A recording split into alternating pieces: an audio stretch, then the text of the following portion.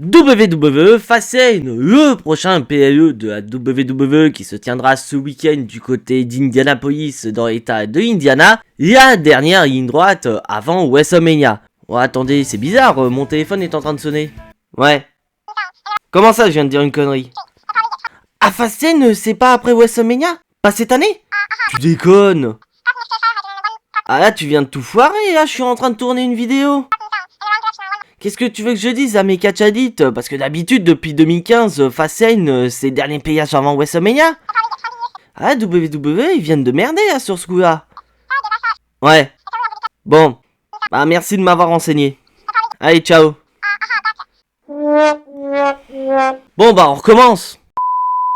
WWE Fastlane, le prochain PLE de la WWE qui se tiendra ce week-end du côté d'Indianapolis dans l'état de Indiana. Et pour cette édition 2023, Fastlane ne sera pas le dernier payage avant WrestleMania. Ça va là, je crois que je me suis rattrapé, là, j'ai pas dit conneries mes chers amis catch addicts. Un PLE que je trouve personnellement pas très hypant, qu'au moment où je tourne cette vidéo, nous avons que 5 matchs annoncés. Et oui, ça fait assez peu pour un PLE. Après, il reste encore un épisode de SmackDown, donc il est fort possible qu'un match puisse s'ajouter de carte de Fastlane. Et à noter une chose, mes chers amis catch addicts, encore un PLE où notre chef tribal Roman Reigns n'est pas présent. C'est bien de se vanter que ton règne est légendaire, mais si la plupart du temps t'es chez toi à regarder les PLE, bah c'est assez emmerdant. Mais bon, on va pas s'énerver maintenant. Le Jimbo de Stick de Fastlane 2023, c'est maintenant.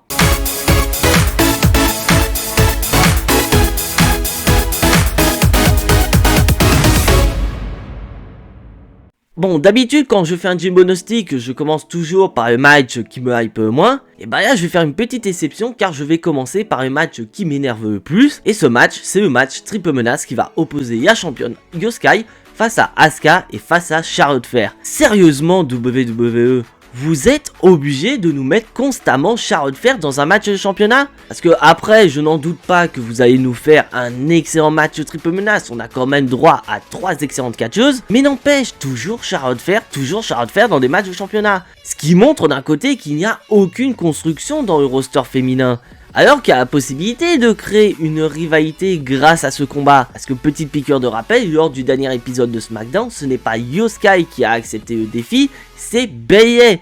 Une Bayley qui semble être jalouse de la position de Io Sky en tant que championne. Car Charlotte, il y a un petit peu titillé la semaine dernière en disant qu'elle est passée d'une des Force Women à la seconde de Io Sky. On peut très bien supposer que Bayley a mis en place ce match de manière tout à fait volontaire dans le but de mettre des bâtons dans les roues à sa copine Io Sky pour qu'elle ne soit plus championne et qu'après on puisse partir sur une petite guéguerre entre Io Sky et Bayley. Mais franchement, si c'est le cas, WWE, vous pouvez très bien le faire avec une Io Sky championne et non Charlotte Flair championne. Bon, après, ok, il y a potentiellement les rumeurs d'une certaine Jade Cargill qui pourrait très bien être présente du côté de Fastlane. Et aussi, autre rumeur, selon les médias américains, Jade Cargill devrait démarrer dans le roster de Raw. Bon, personnellement, je suis pas du tout d'accord, faut qu'elle aille du côté de SmackDown. Mais est-ce que c'est vraiment obligatoire de donner dans un premier temps le titre à Charlotte Flair pour qu'après elle aille confronter Jade Cargill? Personnellement, je suis pas du tout d'accord. Jade Cargill contre Charlotte Flair sans titre en jeu,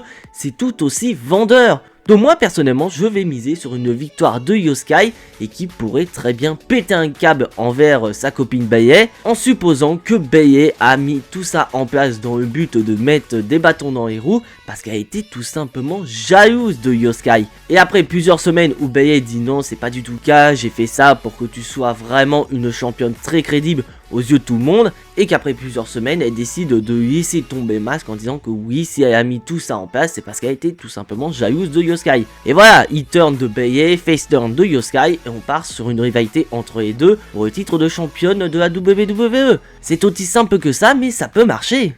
Dites-moi dans les commentaires si vous êtes d'accord avec moi. Match qui nous avait été annoncé également la semaine dernière du côté de SmackDown. La LWO confronte le nouveau clan composé de Bobby Lashley et des Street Profits. Donc clairement, je pense qu'on va avoir un très bon combat entre ces deux équipes. Mais entre nous, mes chers amis catch addicts, vous croyez sérieusement que Cruz del Toro ou Joaquin Wilde vont être les partenaires de Rey Mysterio et de Santos Escobar? Moi personnellement j'y crois absolument pas, car on voit que depuis quelques temps du côté du roster principal, un certain Dragoni pourrait très bien faire ses débuts du côté de SmackDown et plus précisément du côté de Fastlane. Car petite piqûre de rappel mes chers amis catchadites, lors du prochain épisode de SmackDown, Dragoni affronte Austin Theory. Et souvenez-vous, la semaine dernière, lorsque les Street Profits et Bobby Lashley ont attaqué la LWO, Dragoni a voulu intervenir. Donc on peut très bien imaginer que lors du prochain épisode de SmackDown, après avoir battu Austin Theory, et Dragoni se fasse attaquer par les Street Profits et la LWO viendra le sauver. Ce qui laisserait une porte ouverte à Dragoni pour joindre ses forces à ceux de Santos Escobar et de Rey Mysterio pour affronter le clan composé de Bobby Lashley et des Street Profits. Franchement, j'adorerais avoir cette association Dragoni, Santos Escobar et Rey Mysterio. Et bien que je suis emballé à cette idée de cette association incroyable, je ne pense pas que ces derniers vont remporter le match face à Bobby Lashley et les Street Profits, car clairement ce match ne sert qu'à une seule chose, c'est de mettre en avant ce nouveau clan composé de Bobby Lashley et des Street Profits. Et c'est vrai qu'à l'annonce de ce nouveau clan, j'étais hyper hypé pour voir cette association entre Bobby Lashley et les Street Profits. Et c'est vrai que ma hype a commencé à diminuer drastiquement. J'ai vu qu'il n'y avait aucun changement au niveau comportement de la part des Street Profits. Mais au bout de quelques semaines, Bobby Lashley a pété un câble et a décidé de donner un énorme ultimatum aux Street Profits en disant que soit vous êtes prêts à vous joindre à moi et à accepter mes méthodes, soit vous allez voir ailleurs et moi je peux aller chercher n'importe qui, car tout le monde accepterait de bosser avec moi. Donc les Street Profits, ça y est, ils ont accepté les conditions de Bobby Lashley, ils sont officiellement heel. Donc il faut capitaliser sur ce heel turn des Street Profits et leur donner la victoire, une victoire qui pourrait très bien déboucher sur un match de championnat entre Rey Mysterio et Bobby Lashley. Franchement, ce serait incroyable. Et on continue mes chers amis catchadites dans la division tag team avec le Judgment Day qui défendent leur titre de champion face à Cody Rhodes et Jey Uso. Donc ok, je suis entièrement d'accord avec vous que c'est assez répétitif de voir toujours le Judgment Day face à Cody Rhodes, Jey Uso, Kevin Owens ou Sami Zayn. Mais d'un côté, je trouve personnellement que tout est super bien raconté autour de ces deux équipes, car on a un Jey Uso qui a débarqué du côté de Raw, un Jey Uso qui veut faire table rase du passé et montrer à tout le monde que tout ce qui s'est passé avec Abaddon c'est du passé, et on a le Judgment Day qui eux n'en ont rien à cirer vis-à-vis des autres, ils respectent Jey Uso et ils ont voulu que ce dernier rejoigne le Judgment Day, que voilà, Jey Uso a refusé, donc il doit assumer les conséquences de ses actes. Et faut pas oublier que c'est un certain Cody Rhodes qui a ramené Jey Uso du côté de Raw. Donc c'est assez logique qu'on ait cette équipe composée de Jey Uso et de Cody Rhodes. Mais voilà, c'est un match dans lequel tout peut arriver, je ne vous cache pas. Bon ok, ça va pas être surprenant de voir le Judgment Day intervenir pour aider Finn Balor et Damien Priest pour conserver leur titre de champion. Mais pour moi, je miserais sur une intervention d'une autre personne. Car souvenez-vous, depuis quelques semaines du côté de Raw, un certain Drew McIntyre est en train de jouer avec son côté obscur. Un Drew McIntyre qui n'accepte pas l'arrivée de Jey Uso du côté de Raw et il ne comprend absolument pas pourquoi Cody Rhodes, lui qui décide tout simplement de pardonner à Jey Uso alors que Jey Uso lui a quand même coûté un main event de WrestleMania. Donc on peut très bien imaginer un Drew McIntyre qui valide son heel turn en s'en prenant à Cody Rhodes, ce qui pourrait permettre au Judgment Day de conserver leur ceinture de champion et ainsi déclencher une rivalité entre Cody Rhodes et Drew McIntyre. Donc voilà mon scénario, je mise sur une victoire pure et simple du Judgment Day avec une intervention de Drew McIntyre qui tourne heel sur Cody Rhodes et on part pour une rivalité entre Cody Rhodes et Drew McIntyre.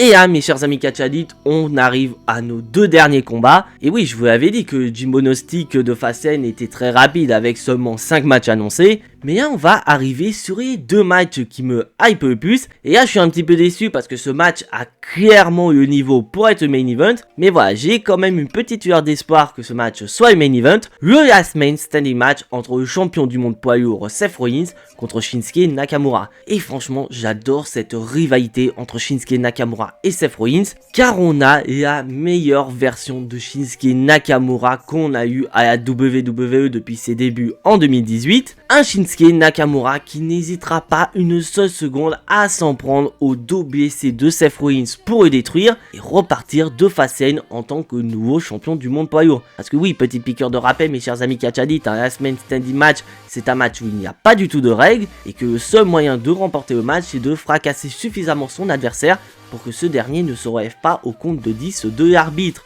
Donc ce sera pas surprenant, Shinsuke Nakamura il va se donner à cœur joie pour détruire Seth Rollins et plus précisément son dos. Et de l'autre côté on a un Seth Rollins qui est un champion plus que combatif, le mec qui a pas du tout peur de voir un Nakamura s'en prendre à son point faible, bien au contraire il s'y attend.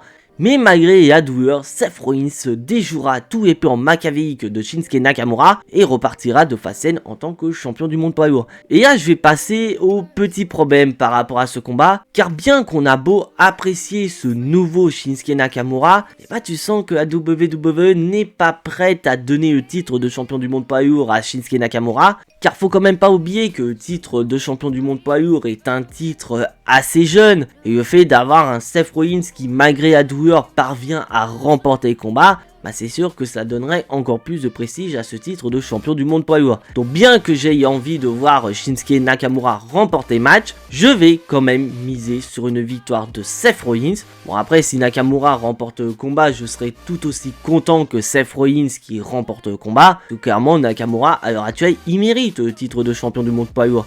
Mais on peut imaginer quelque chose d'assez incroyable, parce que là pour le moment ce match n'est pas le main event du PLE, mais comme je l'ai dit, il y a le potentiel d'être le main event. Et là si ce match entre Shinsuke Nakamura et Seth Rollins est le main event, et si en plus en parallèle un match que j'ai cité précédemment se termine par une victoire de Cody Rhodes et de Jey Uso, et ben on peut très bien imaginer qu'un certain Damien Priest pourrait utiliser sa mallette Money in the Bank dans le but de voler la vedette à celui qui va remporter ce combat. Parce que je pense qu'on est tous d'accord que ce soit Shinsuke Nakamura ou Seth Rollins qui va remporter le combat, et ben le vainqueur ne s'en sortira pas indemne de cette confrontation. Alors que de l'autre côté, Damien Priest pourrait très bien être fréquent main gardant avec son match qui pourrait très bien être l'opener du show, et ainsi profiter de l'occasion pour cash in sa mallette et devenir champion World Heavyweight. Et aussi d'un côté sauver un petit peu son cul parce qu'il y a quand même vu Willa WP s'énerver sur Dominic Mysterio cette semaine à War. Donc il a peut-être pas trop envie si jamais il perd son titre avec Finn Balor, avoir affaire à Willa WP ultra énervé. Bon voilà, c'est un match que j'attends avec impatience. Et maintenant mes chers amis catch addicts, on va passer au prochain combat et on sent que ce match sera le main event de Fastlane, le match qui va opposer John Cena et LA Knight contre Jimmy Uso et Solo Sikoa. Bon, je vais aller direct dans le résultat. Pour moi, je pense que l'équipe de LA Knight et de John Cena vont remporter le combat. Et j'irai même plus loin, je pense que LA Knight fera le tombé gagnant pour son équipe. Parce que là, clairement, le projet LA Knight est officiellement lancé. Parce que là, WWE, vous le mettez quand même en équipe avec The GOAT. Vous le mettez en équipe avec John Cena. Donc celui qui ose me dire dans les commentaires que la WWE ne croit pas en LA Knight, franchement, je sais pas ce qu'il vous faut de plus pour vous convaincre que le projet LA Knight est officiellement lancé. Une victoire qui pourrait très bien hisser LA Knight vers un futur très prometteur. Un futur face à un certain Roman Reigns. Et de l'autre côté, on pourrait avoir un Jimmy Uso qui pourrait commencer sérieusement à se chier dessus. Bon, je pense qu'on est tous d'accord, le booking de Jey Uso est une véritable catastrophe du côté de SmackDown, contrairement à son frère Jay du côté de Raw. Parce que là, on sait pas du tout où est-ce qu'on va avec Jimmy Uso. Clairement, un coup il est contre la Bloodline, un coup il est avec la Bloodline, et là on a surtout affaire à un Jimmy Uso qui se sent plus pissé. Un Jimmy Uso qui profite de l'absence de Roman Reigns pour pouvoir prendre du pouvoir et se revendiquer comme étant le nouveau chef tribal. Donc d'un côté, ça ne pourrait pas plaire à Roman Reigns qui est annoncé la semaine prochaine du côté SmackDown. Et surtout, suite à cette défaite de la part de la Bloodline, ce qui serait supposé que Jimmy Uso pourrait très bien prendre le tombé final pour son équipe, et Roman Reigns pourrait littéralement péter un câble sur son cousin, peut-être pourquoi pas décider de le virer littéralement de la Bloodline. Donc voilà ce que j'imagine, victoire de LA Knight et de John Cena avec le tombé de LA Knight sur Jimmy Uso, et on se dirige sur une confrontation en Arabie Saoudite entre LA Knight et Roman Reigns. Et là, je vais faire ma dinguerie monumentale. Donc après, c'est mon avis personnel. Si jamais vous n'êtes pas d'accord avec moi, vous avez l'espace des commentaires qui est à votre disposition. Si vraiment on a une confrontation entre LA Knight et Roman Reigns du côté de l'Arabie Saoudite, ce serait peut-être le moment de donner la victoire à LA Knight. Mais ça, je vous en détaillerai un petit peu plus dans une future vidéo.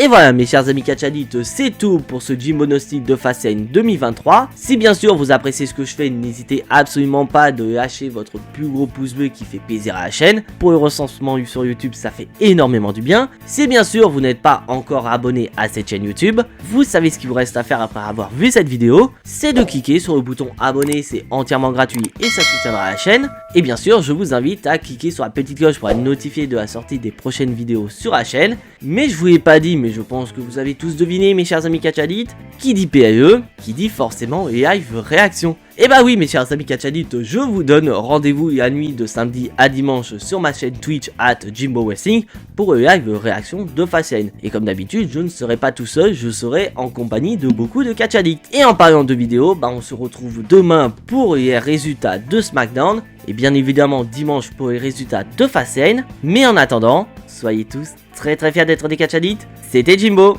et à la prochaine.